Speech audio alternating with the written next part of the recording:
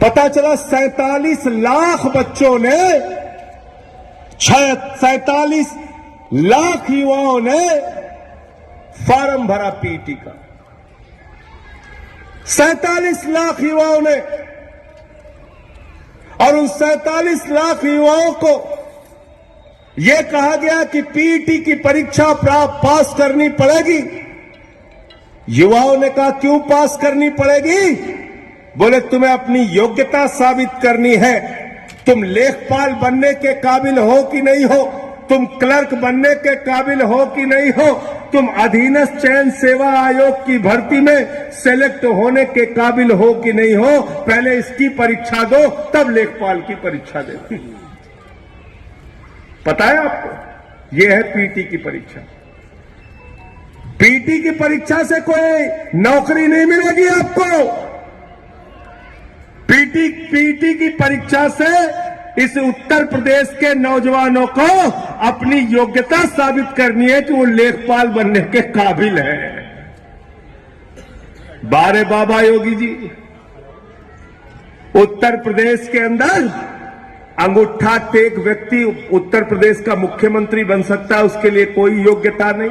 बाबा जी पढ़े लिखे, मैं उनकी पढ़ाई लिखाई पे सवाल नहीं उठा रहा, लेकिन अगर आप पूछे यूपी के मुख्यमंत्री की योग्यता क्या है, सरकार कहती है अंगूठा टेको तब भी बन सकता है।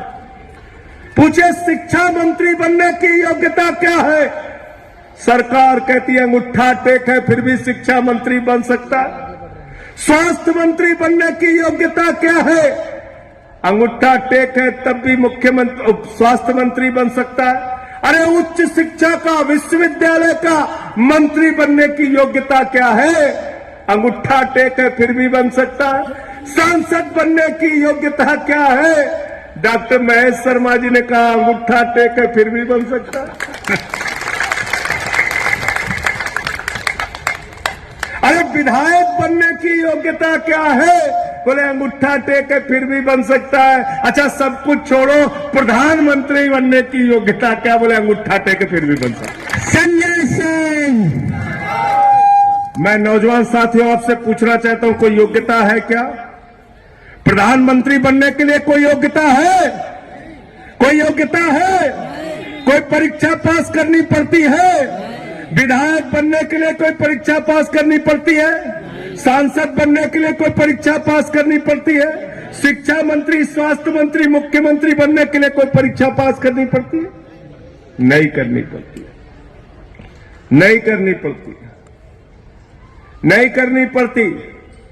लेकिन एमए करके, पीएचडी करके, बीए पास करके, बीकॉम करके, इंजीनियरिंग करके भी अगर आपको लेखपाल बनना है तो सरकार पूछती है तुम्हारे अंदर योग्यता है कि नहीं, पहले पीटी का एग्जाम दो। इसलिए ये पीटी का एग्जाम नौजवानों का शोषण है। मैं चाहता हूं यूथ विंग के लोग लखनऊ के अंदर आंदोलन करें, अनशन करें, प्रदर्शन करें, छात्र विंग के लोग इनके साथ मिलकर आंदोलन करें। ये पीटी का एग्जाम बंद होना चाहिए। हम कोई पीटी का एग्जाम नहीं देंगे। बताओ बंद होना चाहिए कि नहीं होना चाहिए? होना चाहिए। तुम्हारा लड़का जैसा धनिया बेच के हजारों करोड़ कमाएगा, उसकी योग्यता नहीं चेक करते। उसको बीसीसीआई का सचिव बना दिया, बेटा हजारों करोड़ क्रिकेट के नाम पे लूटो, अमित शाह के बेटे हो, चिंता करने की जरूरत नहीं। और किसान का बेटा, मजदूर का बेटा, मेरठ में रहने वाला, बागपत में रहने वाला, नोएडा में रहने वाला, गाजियाबाद में रहने वाला, उसको बलिया भेजोगे, उसको गाजीपुर भेजोगे, गाजीपुर वाले को गाजियाबाद भेजोगे, बरेली वाले को बलिया भेजोगे। मुझे शर्म आती है उत्तर प्रदेश की आदित्यनाथ की सरकार पे, जो हमारे नौजवानों को जानवरों की तरह गाड़ी में भर के, बसों में भर के पिछले 2 दिनों से परीक्षा केंद्रों पर जाना पड़ रहा है। 1-1 हजार किलोमीटर दूर जाना पड़ रहा है। अरे ऐसे तो जानवर भी नहीं जाते जैसे तुम नौजवानों को लेकर जा रहे हो। आदित्यनाथ जी, मैं पूछना चाहता हूं, नरेंद्र मोदी की रैली होती है, खाने का पैकेट देते हो, बस का किराया देते हो, ट्रेन का किराया देते हो।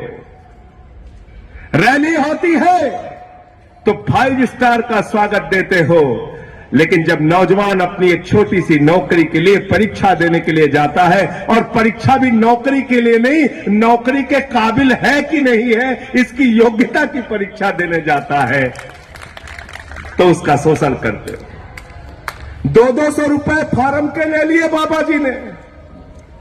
सोचो 37 लाख बच्चों ने अगर 2000 रुपए भी एवरेज खर्चा किया इस परीक्षा को देने के लिए, तो करीब करीब 740 करोड़ रुपए इस उत्तर प्रदेश के नौजवानों का लूट लिया गया। कितना लूटा गया?